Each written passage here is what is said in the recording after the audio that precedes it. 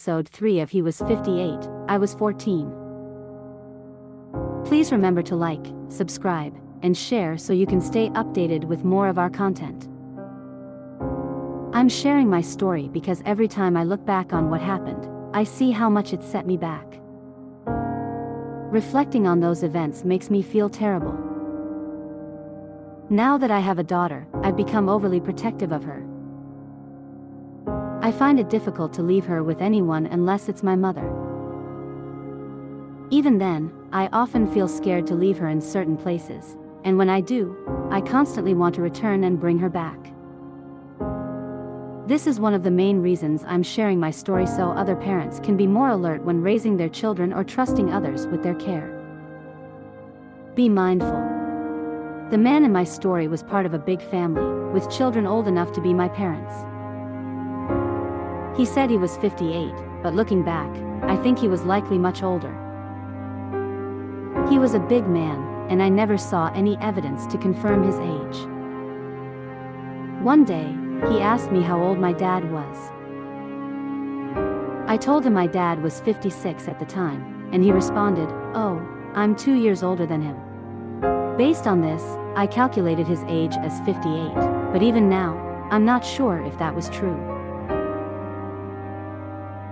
When I started high school, I had become so comfortable with him being around that I felt there was no way out of the situation. It had become part of my life. Everyone in my community, including my parents, seemed to accept it. He became a frequent presence in my life, to the point where I started to feel like I depended on him. It was as if he had taken over my life, and I resigned myself to the situation because I believed there was no way out. I am now in high school, and he bought me another phone.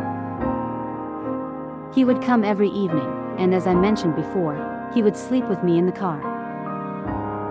It would start with me rubbing his chest, and then he would do whatever he wanted with me. Sometimes, I feel so embarrassed because I know people notice, some might even see the van moving. I wanted to feel normal, like having friends and living a typical life. In high school, I saw this tall, handsome young man. He was in my brother's class.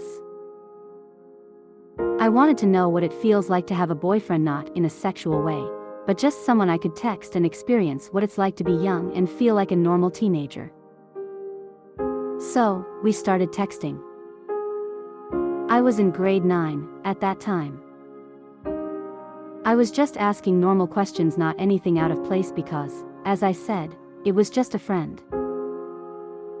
However, he found out that I was texting someone and got really angry at me, shouting, asking why I was texting and who the person was.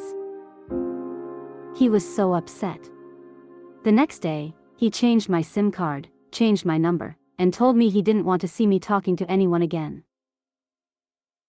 I started to feel confused and worried, asking myself, what is this? Is this life? Is this what a young girl should go through? At the same time, I didn't know how to talk to my mother about it because I was scared. Growing up, I never had that kind of close relationship with her. I'm not saying my mother is a bad person, but growing up, she had 6 of us, and I watched her struggle because life was really, really rough. When I say it was rough, I mean there were times we went to bed without food and times when we had absolutely nothing. I remember watching her cry day and night because she didn't have anything to give us. Even when we went to school, we didn't have lunch money. Despite it all, we bore it and understood her struggles, but we didn't have the kind of relationship where I felt I could go to her and talk about certain things. That motherly connection wasn't there, so I was afraid to say anything to her. Because of that, when I started having my menstrual cycle, I didn't tell my mother because I was afraid of her, not because she was a bad person, but because I didn't have that kind of connection with her. As I mentioned before, we didn't share a close, motherly bond, so I kept it to myself. One day, she was washing my clothes and noticed spots on them. That's how she found out I had started my period. I use this as an example to show the kind of relationship we had. It wasn't one where I felt comfortable opening up to her or sharing personal things. Because of this, I started to feel depressed and I started thinking of a way out, but I didn't say anything because I didn't know who to tell or how to say it. To me, it seemed like everyone was okay with him being around. Because he had money, he was very strategic about how he used it.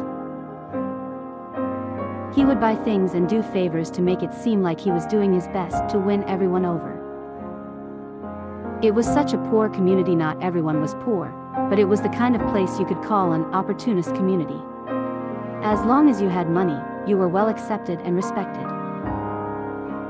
Nobody seemed to care, and even if someone did, they didn't say anything. Things started to get worse. My phone was being checked, and I had to erase anything on it whenever he came around. If I had anything personal, like making a call, it was always hard for me to communicate, especially with any mail. Things got even harder when he started coming to my school, picking me up and bringing me home.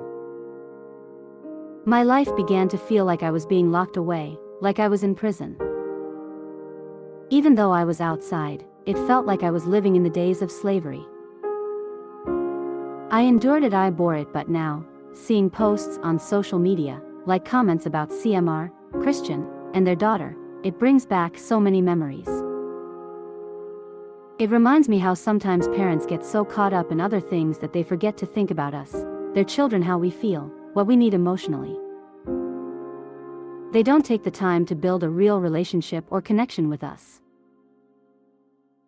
Parents rarely take the time to ask us, how are you feeling about this person? What is this person doing to you? Instead, they tend to accept people for what they can provide or what they can do for them, often taking the person's word over ours. At that time, my brother had already graduated from school. He was ahead of me by a few years. He was in grade 11. After he graduated, he was home and not doing much. My mother, struggling financially, asked the man if he knew of anyone who could employ my brother, as he wanted to continue his education, but she couldn't afford to send him back to school. The man said that he was building a house on his property and needed someone to take care of it. So, he offered the opportunity to my brother. He stayed on that farm for so long, even while the house was being built. My brother's dream was to go back to school, but he never got the chance because this man cared about no one but himself. All he did was keep my brother busy, calling him down to the farm to watch over the property and do road work. This man would come and pick me up and take me to the farm. At that time, he had built a zinc structure, more like a storage shed. My brother was also staying in one of them because it was being used to store building materials for the house. He would take me there and have sex with me. Afterward, I would have to return home and prepare for school the next day. It was exhausting because I lived in an area where I had to travel nearly 2 hours to get to school. I had to take 3 different modes of transportation to get there and 3 more to return home, spending almost the entire day commuting.